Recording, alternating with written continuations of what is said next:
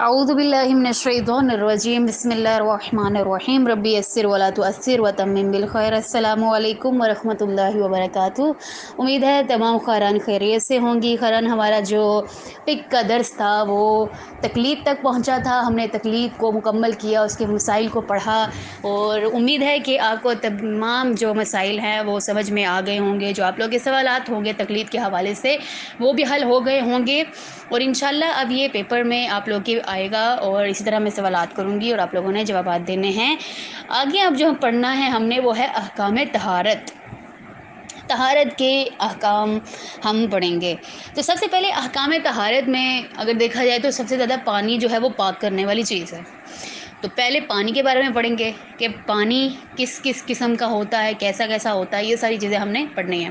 तो पानी के बारे में पता चलेगा, फिर ही हम अहकाम तहारत के बारे में मालूम कर सकेंगे। तो यहाँ पे आपको जो मैंने पेज सेंड किया है जिसमें लिखा हुआ है मुतलक और मुज़ाफ़ पानी। मुतलक मीन के साफ़ पानी जो होता है और ज़्यादा होता है, ठीक है। और मुज़ाफ़ पानी के जो पाक नहीं होता, यानी पाक नहीं भी होता उसको भी मुज़ाफ़ कहते हैं। लेकिन कुछ मुज़ाफ़ पानी पाक होते हैं लेकिन मुतलक नहीं होते। आगे मिसाल के साथ वाज़े करूँगी, तो अभी जो है फ़िलहाल ये जानना ज़रूरी है। तो मुज़ाफ़ पानी उसे कहते हैं, मुज़ाफ़ पानी साफ़ भी होता है और नजिस भी होता है, उसे भी मुज़ाफ़ कहते हैं, ठीक है ख़ैरन। तो मसला नंबर 13 में बात कर रहे हैं कि पानी या मुतलक होता है या मुज़ाफ़ होता है। मुज़ाफ़ वो पानी है, अब इसकी मुज़ाफ़ की तारीफ़ सुन ले ख़ैरन, ठीक है। मुज़ाफ़ वो पानी है जो किसी चीज़ से हासिल किया जाए, मसलन तरबूज का पानी, नारियल का पानी, गुलाब का अर्क वगैरह। इसी तरह इंक वाला पानी जो होता है, नील वाला जो पानी होता है, ये सारे सरफ़ वाला जो पानी होता है जिसमें कोई चीज़ अगर गिर जाती है तो वो शक्ल तब्दील कर देती है, उसका जायका तब्दील हो जाता है, उसकी बू तब्दील हो जाती है, तो वो क्या हो जाता है, मुज़ाफ़ हो जाता है फ़ौरन। तो ये है मुज़ाफ़ पानी।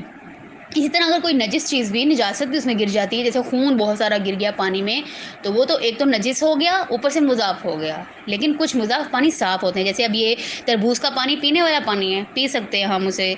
नारियल का पानी पीने वाला है, गुलाब का अर्क पी सकते हैं। और ये जो होते हैं ना पानी, जैसे जूस वगैरह होते हैं और भी बहुत सी है। तो तरबूज का यहाँ पे बात हुई ना, जितने भी जूसेस हैं, जितने भी जूस होंगे ना वो मुज़ाफ़ कहलाएंगे। मुज़ाफ़ हैं, पाक हैं, पी सकते हैं, लेकिन उनसे वज़ू वगैरह नहीं कर सकते, नहा नहीं सकते, गुस्ल नहीं कर सकते, ठीक है ख़ैरन। तो कह रहे हैं इस पानी को मुज़ाफ़ पानी कहते हैं जो किसी दूसरी चीज़ से आलूदा, मसलन गदला पानी जो इस हद तक मुटियाला यानी मिट्टी वाला हो जाए कि उसे पानी ना कहा जा सके, उसको कहते हैं मुज़ाफ़ पानी ख़ैरन। इसके अलावा जो पानी जो है वो जो पानी हो उसे आबे मुतलक कहते हैं, ठीक है। अब वो जो मुज़ाफ़ के अलावा जो पानी होगा, निजासत के अलावा जो पानी साफ़ पानी होगा उसे कहते हैं मुतलक पानी, साफ़ पानी को। तो अब साफ़ पानी जो मुतलक पानी है उसकी 5 इक़साम है। एक तो कुर पानी, दूसरा कलील पानी, तीसरा जारी पानी, चौथा बारिश का पानी और पाँचवा कुएँ का पानी। ये सारे पानी जो है साफ़ है, इनसे हम लोग क्या कर सकते हैं, वज़ू कर सकते हैं और गुस्ल कर सकते हैं। इनके अलावा जो मुज़ाफ़ पानी होगा उससे हम ना तो गुस्ल कर सकते हैं और ना ही हम वज़ू कर सकते हैं। तो जो इसमें पहली इन्होंने मुतलक पानी में पहली मिसाल जो दी है कुर पानी की, यहाँ पर अब हम वो पढ़ेंगे फ़ौरन। कुर पानी यानी कौन से पानी के, कुर पानी के जितने भी मसाइल हैं वो हम पढ़ेंगे। तो उसमें जो पहला मसला है, मसला नंबर 14 में क्या बात कर रहे हैं, मसला नंबर 14 में कह रहे हैं